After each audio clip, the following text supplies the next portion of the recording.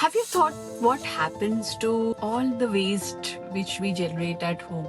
It is estimated that only 9% of all the plastic waste ever gets recycled. And why is that so? Is it really possible to live a 100% zero waste life? Well, in my opinion, it is not possible. But definitely, we have to try living a low waste lifestyle for sure. So, how can we be responsible with our waste? What can be recycled and what cannot be recycled? Even when we have to recycle, there are so many of us who are unaware of how to recycle your waste effectively so it does not end up in the landfill or ocean. So watch this vlog till the end. You can join me in seeing how a waste sorting facility in Dubai is trying their best to sort the waste, and be it plastic, paper, aluminium, e-waste, glass, fabric waste, etc., effectively to turn it into useful resources. What do they do with their waste? Where is it sent for recycling? All these questions will be answered soon.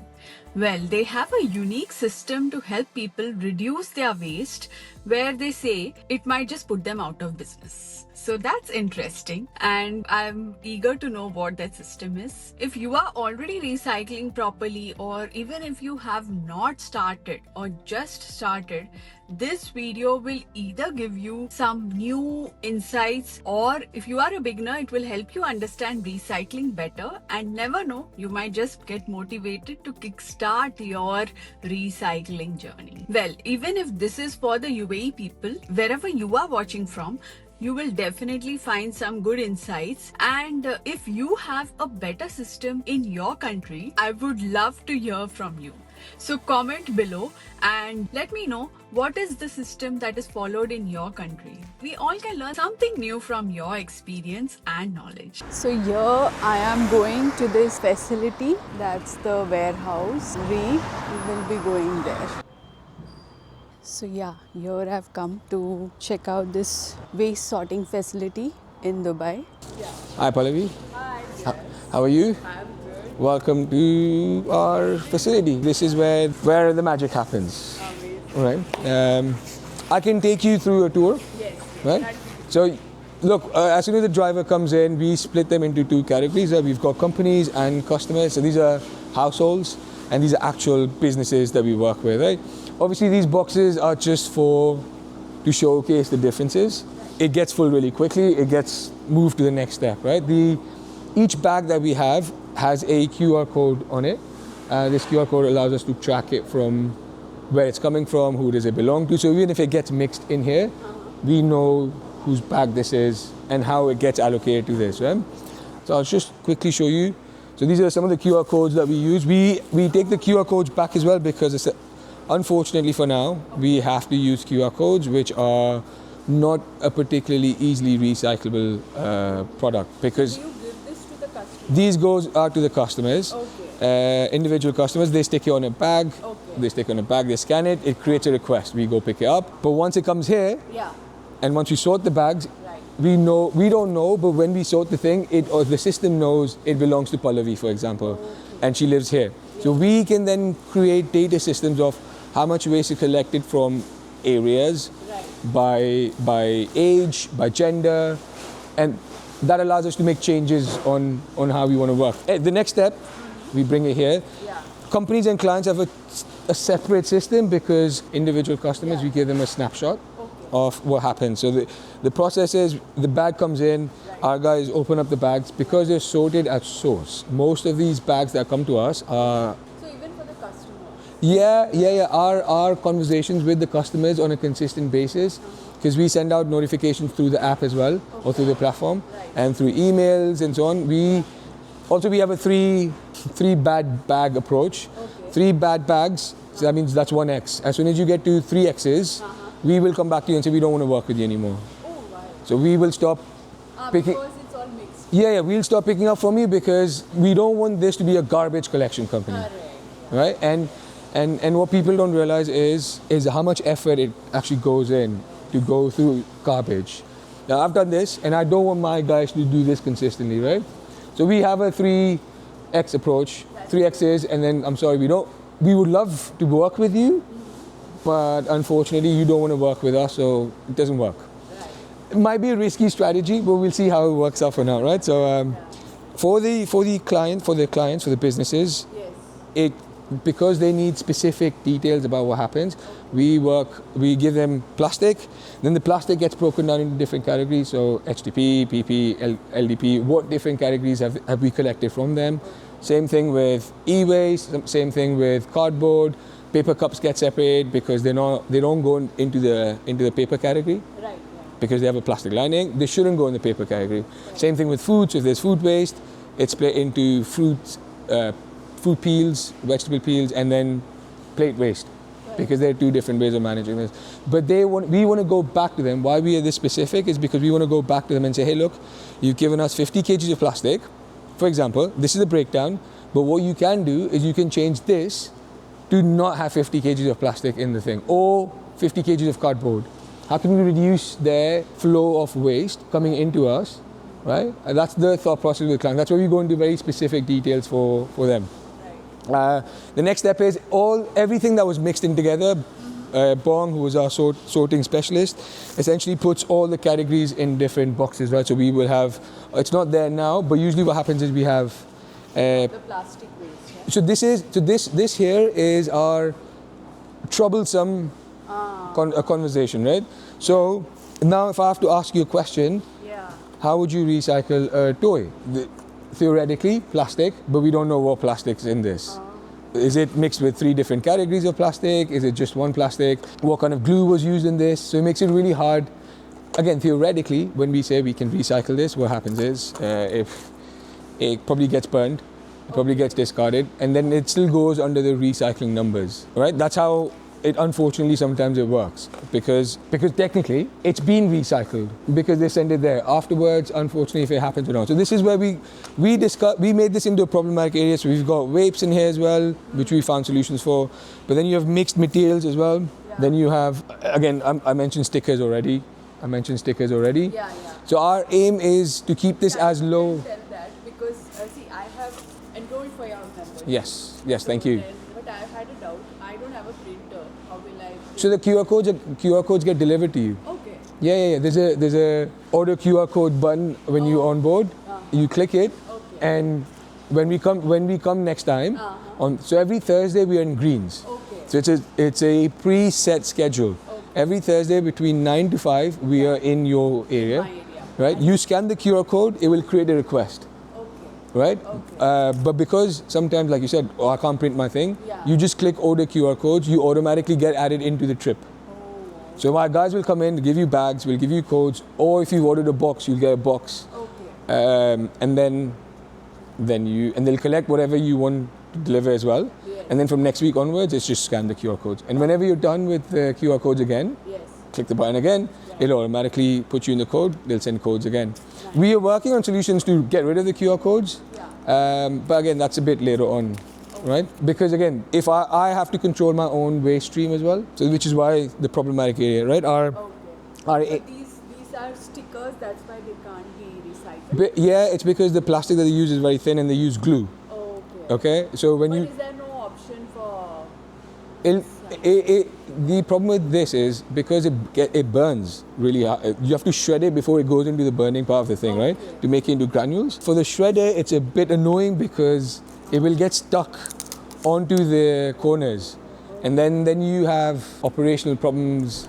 So a lot of companies then say we don't want to do this. Okay. Because again, the cost is on them to manage this properly. Look, it's a tricky conversation. There are solutions for this. It's just, again, with waste, it's always about bulk. Yes. Can I go to a company that does a solution for this and say, look, I only have 50 kgs of QR codes? Right. It's not profitable for them, right? So they go, unless you have huge amounts, we can't run the machine for this particular solution. But this is the thing. Recycling, theoretically, everything's recyclable. Yeah. We It- can recycle. Theoretically. Okay. Theoretically, conversation of, if not recycling, to do something else with it, we can. Okay. The problem is just the cost versus effort thing.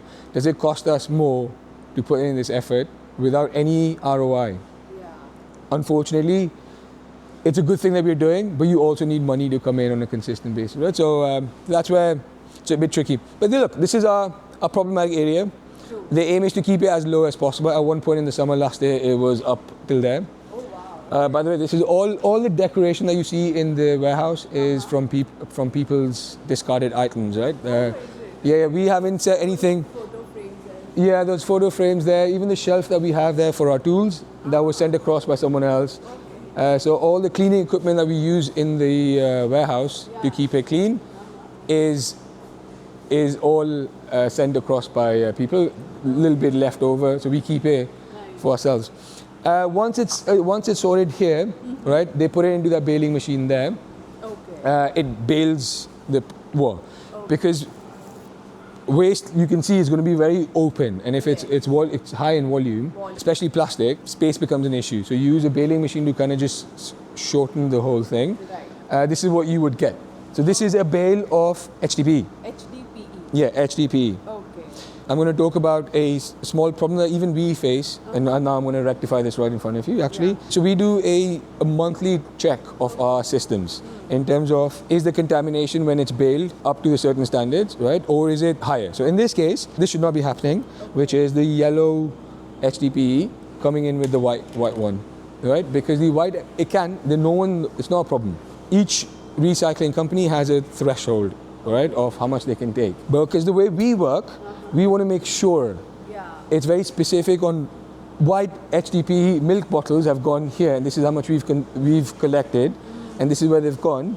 I want to make sure this is separate. So now on our system, this will flag when it leaves. It will flag as a cross. So the system, from our system's perspective, this will say this should not be sent out when we do a test at the end of the month, right? So there you go. This is something that so he would have to then open it up again. Right. And pull out these bottles, and then just make sure the white ones are there together. I had a question that if this plastic bottles or anything has a sticker on it, will it be recycled?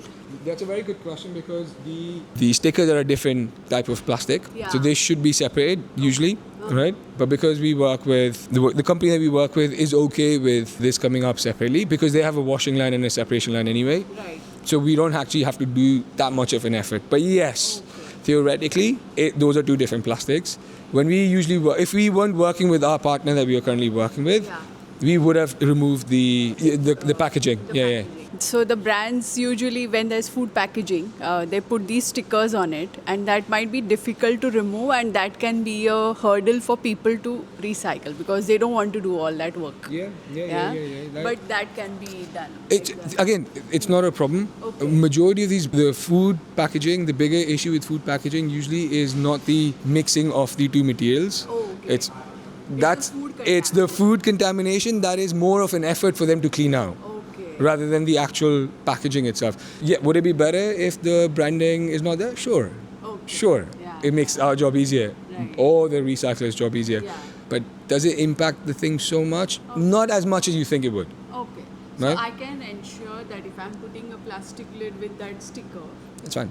it is going Yeah, to be perfection is a horrible thing, right? Exactly. Trying to be perfect in terms of, I want to sort. because nobody is going to take that effort to scrub out that. Even if they do, sticker. maybe if you want to do it, please go Yeah. ahead and do it. Yeah. No one's going to stop you from doing Right, this. right. But if you're asking me, does that impact the recycling numbers? No, not as much as you That's think. good news. Right? Like I said, there are good things about recycling, there are bad things. The bad things are obviously when a bale Yeah. goes to the plant, they do a eye test of would it be ignored or no. So they look at it, this is ignored. All right? So they look at it, this is ignored. So in the grand scheme of things, a lot of this does not impact the actual recycling of it. If it ends up in the recycling stream, Yeah. in terms of the pelletization or the granular machine, Yeah. that's not a problem. It doesn't matter. It's because it melts at such high degrees. Right. And it's Right? very small amount of that plastic. Sure. Like I said, in terms of the overall concept of it, no. Would it be better without it? That's a different question. So this is, look, we are usually a lot more organized than this. So what we wanted to do was, It looks quite odd. no, so the plastic, yes, because everything else is in the middle as well. The thought process was we were going to do a music set here to make waste look cool. So we wanted this as the background. But what happens is once it gets sorted, it goes in different categories: metal, aluminium, metal. And then you have your metal cans, which is one thing, but then you have your miscellaneous metal, which is we're not sure. Most of this is scrap. I always had a doubt that these, brooms, Yeah, they're- plastic brooms, Yeah. do they get really recycled? Well, so the way it's the same. The way the metal thing works, the purer you are with your metal. So if it's only the tins and the aluminium cans, the output obviously is going to be as good. Now theoretically, can this go in the same process? Yes, it can, but it becomes impure. So because with aluminium, when they make it into these ingots, there's an impurity level that is acceptable from a construction site, from whoever the thing is going back to. There is a certain impurity level that can't be crossed. So they have to make sure that's there. So that's why what happens with these, most of them would be considered as scrap. So they then take this to these recycling plants and give it to them, because most of this is, so look, this is okay. This is recyclable, but this is not going to give you the same price as a metal tin. So this is very cheap, so they want to collect it for cheap as well. This is what you're talking about? Yes. How this works in their thing, they have a machine that pulls out the plastic. Once it melts, it flushes out the plastic. But because that plastic is so badly damaged at that point and so badly contaminated at that point, it goes potentially to the landfill. Right? So when you're buying stuff like this, you want to be very careful of. We can try to avoid this. Yeah. I mean, look, theoretically, again, you can break it apart and send the metal across to them. And this, we can try doing something in this category of waste. But this is, look, for us as well, when we started this, we followed the industry specifics on how to do it. But as we've also grown, we've also set up our own standards of how waste should be managed, right? Could I just send this quickly to someone and get rid of it? Yes, I can. Do I want to do that? No, I don't. Which is why it's still here. Once we find a proper solution to it, is it mixing it with other materials? Is it trying to fixing this and giving out to the people here just to reuse it for a bit? Yeah. We'll see. But that's why it's still here. But also look, if we just throw everything that we get here, this is a full-on golf set that we have that is completely in proper use, right? But because so this is something that we've tried to push it out there with people. Someone bought the right-handed set, not the left-handed. But if you don't look through the things properly, this gets thrown away, ends up in the landfill. But anyway, so we then jump into different categories. We have PET plastic. This broken down into, we break PET down into 3 categories. Water bottles. And then you have your other PET bottles, which is your Coca-Cola and all of this. And then food grade packaging, the food grade packaging. So we break it down into 3 categories. Theoretically, again, all 3, same category of waste. But if we take this directly to the company that makes it into granules, they can make these granules back into plastic bottles without any addition of extra materials, right? So it just becomes an easier conversation. And from a business perspective, it would benefit us a lot more from a cost perspective, giving them pure bottles. But you can see the difference. So this is, it's a bit dark, unfortunately, but you can see this is from a client that we didn't work with. We just collected from them. So you can see it's a bit dusty, has sand in them. And the difference, this is from clients that work with us. It looks cleaner, and because it's directly from the source, higher chance of it actually being recycled. So the one which is contaminated? It will get recycled. Okay. It will get recycled. But this has a higher percentage of going through the initial eye test as well. So it's quicker. Less resources used down the line because it's you don't have to go through a whole washing system as well. You still have to go through the washing cycle, but not as many if compared to that one, for example. As we move along, it keeps splitting into different categories. So this is all, again, you can see, right? Food grade PET plastic packaging. Correct. This is, again, kept separate. This is all the, I think, the food packaging. Food packaging. Yeah, food packaging. All the things that you order from. Right. As we move along, look, we also collect the jumbo sheets that come through. The aim with us is, the thought process with us is, anything that comes to this warehouse cannot be landfilled. That's the thought process. Even my guys, I've had fights with my guys because they've not followed a certain process and something's gone out.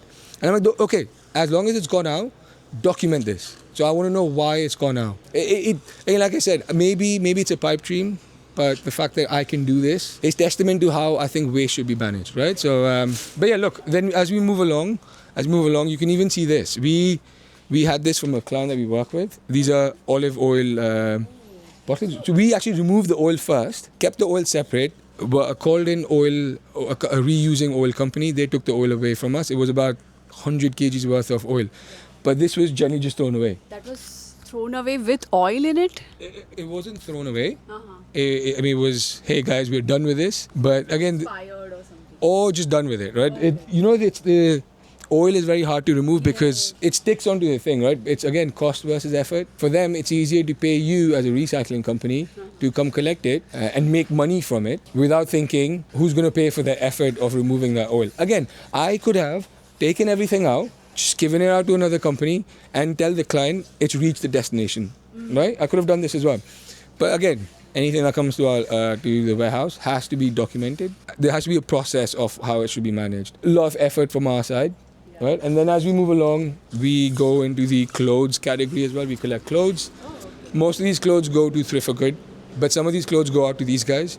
So once a month or once every quarter, what we do is we just ask these guys to come in and take whatever fits them. If anything does work, some of them just take it for insulation as well, because they have garages and all of this. So again, the thought process is either reuse it or make sure Thrift for Good gets the thing. We are also doing a bit of testing for mannequins made from fabric rather than plastic. We'll see how that goes. I see some colorful panels there. Oh yeah, those. So that's where the process. So this is where the sorting, segregation, data part happens. So these guys input all the data systems in here, update the thing every week. We check it on a monthly basis. Then this is where the product making part of the conversation happens. Why do we make products from waste? Again, this is another conversation, which is a huge problem, right? We buy products, we use virgin materials. What happens is it looks nice on the marketing scheme of things. We've done great, we've done this, but you're still buying more things. So the thought process with this was, can we make products, track them, and make them from the waste that is collected so that you don't have to use more virgin resources? And so again, less effort from the environment perspective, right? So that's the thought process. So this was like I said, data sorting, segregation. We then combined our companies. So this is Midori actually. We combined our companies, made it into a joint venture because they have the product part of it. We had the data bit. So now we can go up to companies and say we can give you data-driven products and data-tracked products as well. So we can track your products after they've been made. So yeah, but this is where I'll come show you what the thing happens here. So the process actually starts from that side. Okay. So the way it works, we shred all the materials that go into the thing. So example of shredding would be, look at this. This is bottle caps, right? This is milk cartons. So we shred them into smaller things. So it has to be the same color of plastic, or it can... So we again, this is where the magic of what we do helps. If you as a business owner have to go and get these for your products, it's very hard to. You have to go to an actual recycler, and they will charge you by ton or whatever. With us, we break it down into colors. But yes, colors makes more sense with the thing, right? And then it depends on the material. This is beverage carton. This is because Tetra Pak's the brand. Beverage carton is the packaging, right? And we shred it down. We have a sponsorship with SIG, who is taking the initiative of creating solutions for beverage carton. Because the first question you would ask as a beverage carton, does it go in plastic? Does it go in cardboard? What happens to it after? Unfortunately, as of right now, yes, there are solutions in play, but they're not all active. So SIG with us has taken the initiative of managing beverage carton. So we're going to be making tiles out of beverage carton, which we'll show you. Anyway, so this is the shredding process. It goes into the shredder here, right? It goes into the shredder here. If you want to take a quick little snippet of it. Blades, yeah. It just shreds the material down into smaller pieces, right? This is our workshop area. These are design mini studio. These are molding pumps, right? So we put the plastic goes in there, and it pushes it down. We burn it at 270, 280 degrees, and it molds it into whatever shape that we want to get into. So these are smaller pieces. So these are all made from post-consumer plastic bottle caps, right? So we did. What are these? Medals. These are medals that we did for a company here who had a running competition. So this is We made it from post-consumer. We also recommended on all of our communication is to bring it back if you're ever going to get rid of it. Bring it back to us, and you get something back in return. So hopefully people do come back. This is where the actual magic happens. It's like a pizza oven, essentially. So you see these tiles here. We put these flakes on these tiles here. You cover it up. Yeah. It goes into this. Okay. It burns at 260 degrees. Okay. So once it sets up at 260 degrees, slowly keeps going up. Right. Presses it down, and then we push it down to the cooling. This is just to showcase how much work goes into getting a product done, right?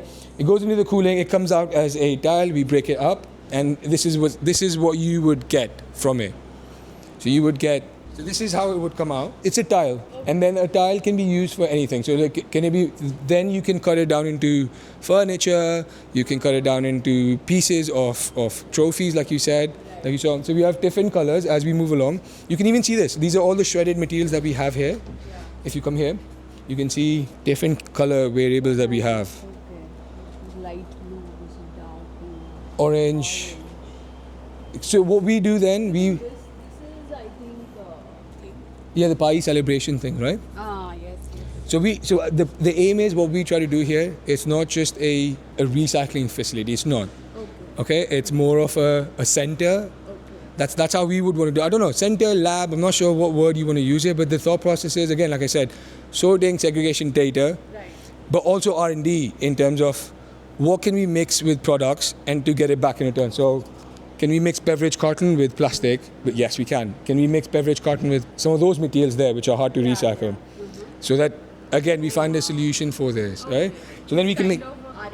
R&D, yeah. So we want to we are trying to see what works in terms of different materials as well, just because it allows us to give more solutions. Yes.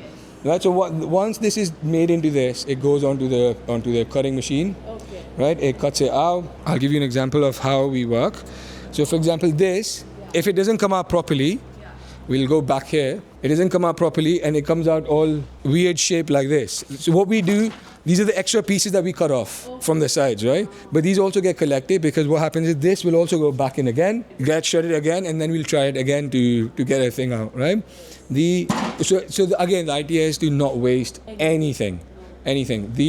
So once these products are made, these products are then, we put a QR code on the product. Essentially, if you scan the QR code, it will tell you what the process was, what's it made of, and if you're done with this, bring it back to us, you get this, right? You get something back in return. Circular conversation, there you go. That's the thought process. And then if it gets to someone else that is not us, hopefully they can also scan the QR code and know this is what the composition was, and maybe they could also continue breaking it down further. Right? So even if it doesn't end up with us, it gets recycled. That's the thought process. Also, it's just the dependence on, so imagine I can go to you as a company and say, hey, listen, you generated 500 kgs of plastic. This is how you reduce it. But also what we've done, this is where your waste is gone. This is what it's been recycled into. But also we've used your 500 kgs of your bottle caps, right, and made it into products. That these products have been used by other companies. We have data that the waste which we are giving is getting used in some way. Yeah. So the idea is waste, systems, data, value. Right? Now your value is what? Is either you choose that as insights on how to reduce it, your ESG metrics, all of this, or your insights are actual products that you could potentially sell on your own and recover some of the cost that you've paid us to carry this service out for you. So now as a business, it becomes a win-win solution, because we don't mind putting the money in initially, because we know we can make our money back from the products that we make from our own waste, right? Unfortunately, that is how the world works, right? And that's the way we want to set the solution up as well. Yeah. It has to make sense to them financially, where then hopefully we get enough people on board where it becomes a habit and becomes a system, and then you can probably start seeing changes on a wider process. So that's the vision. That's the vision, right? We'll see if we get to that stage. But for now, there you go. Comes in, data, whatever can be recycled gets recycled. Whatever cannot be gets put into this category, and we make it into products. There you go. That's the tour of the reprocess.